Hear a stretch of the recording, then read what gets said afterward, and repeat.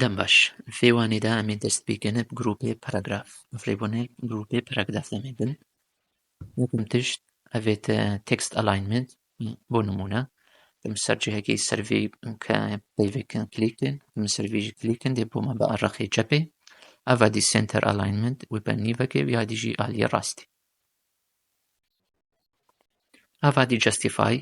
ئەڤە شولەوێ هەکە ریزە ئەم ریزەت خوا دریژایەوان هەمەیە وەک یەکلێک بگن ئەڤژی تشتێک ضەروریە بەری من نویسانە خۆ دەست نیشانکن و بۆ نمونە مێ جەستیفای لۆ اختیارکن ئەڤە بۆمە چێکرد بێن ڕێسەمی وەکێک دریشکرد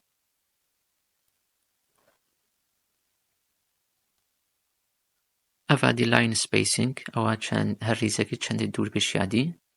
وەکە من دەست نیشانکردم ئەڤە مە چەندی بفێ هەوچەندی دووریەکی یەک پۆینت پانزدەش هەمی مناسبتر و باشترە ئەڤادی شادینگ ڤە ڕەنگێ پشت پاراگرافیان ریزەکێ ڕەنگت کە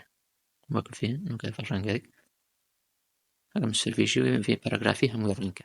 یاکەمە هەندێک نویسان دەست نیشانکردن وێ بەس خەڵفیاوی نویسانی ڕەنگە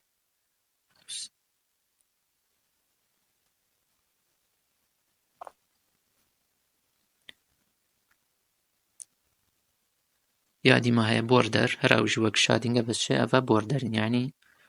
ئیطارێکی دەنویسن یانجی وسا یان دەست نیشانکردن سەر پاراگرافی وێ ئیطارێکی دێت بۆردەرێکی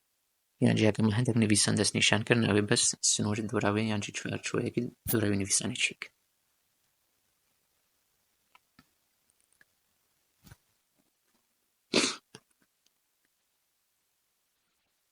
ئەڤادی تێکست دایرێکشن ئەو گەلێک گرنگ و گەلێک مهمە هونێ گەلێکی محتاج بن هەکە هونە کوردی بنویسن لازمە دیم هونیە ڕەقی ڕاستی کلیکن کوردیان عەرەبی مێ و اختیارکن یانجی کنترۆل شیفت سەر کیبۆرد ئەڤە هەکە نوکەم اختیار نەکرد بێ وەختیم کەلیمەکە یان تشتێکی منویسن ونبینن چاوە چە ڕەقی ڕاستی وێ پەیڤا کوردی ئێنوە بەس هەکەمە کرە مەثەلەن ڕایت تو لێفت باشیما ئەلاینمنتجی چێ کرد نوکە کەس چ ڕەقمیان چ کەلیمە ئینگلیزی بنویسم دێ درستیە نویسان ئەڤە بۆ vەیەکێ گەلێنگ گرنگ و مهم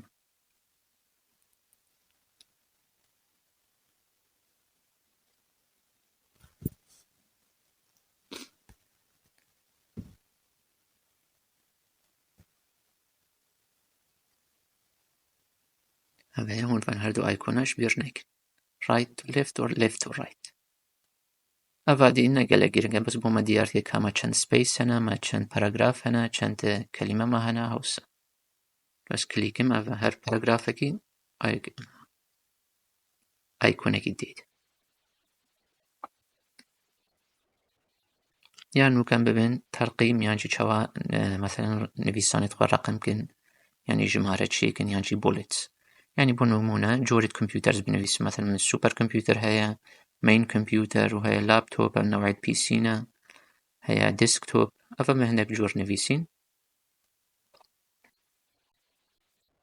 یا بەری لازمە ئەس دەست نیشانکەم یا شمش بەری بۆلێت یا تەرقیمە اختیارکەم وش نو دەست نویسانێکم بەس نوکە ئەز نویسانە خۆ دەست نیشانکەم وزي ام افت بجنفن بوليتس يعني وك سيمبولين رمزن شين اختياركن كيشكا مدفي هاوس ما چند نویسان دەست نیشان کرد بێ بۆ هەوچەند پاراگرافە وێ تەرقیمک هەر ئینتەرێکی و ڕەقەمێکی وێ یانجی بۆلێتسی هەکە نوکەم ڕەقەما بنێدە ئەڤەش vێرینە مثلا ئێک دوو سێ ئەڤە جۆرێکی شێتە ڕەقمایە هەیە مثلا ئەی بی سی کە چ شکلی چ جۆری وەدوێ هون شێن اختیارکن پشتی ئەم نویسانە خۆ دەست نیشان کرد بس منوعك دي هي مثلا بشكل رقم إيك ومثلا اي دي بنمونة تابع رقم إيك من جورة كمبيوتر رقم إيك بجمشين وان جورة مشين لازم نوعك دي الرقم ابني ده بيجن اي بي سي بنمونة هر وادي الليفل وانجي لازم يمكن نراس رقم إيك بن لازم شي كيم تربي او جي يام دقمة تاب يانجي شوان ايكون انكريس وديكريس ليست هر وسا هكا الرقم جيبنا كم دس نشان كر ودقمة تاب سر كيبورد ما كليكر دبو ما تشيكا كأي بي سي وهر ويلفلي وان شي كينك يعني جو كمشن آستي وان رقم كينك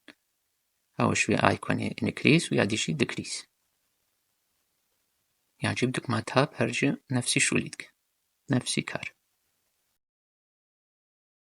هذا دي سورت هذا تشاوى يعني الرئيس باندي كنش ألف هتابيا يعني جشيا هتاب ألف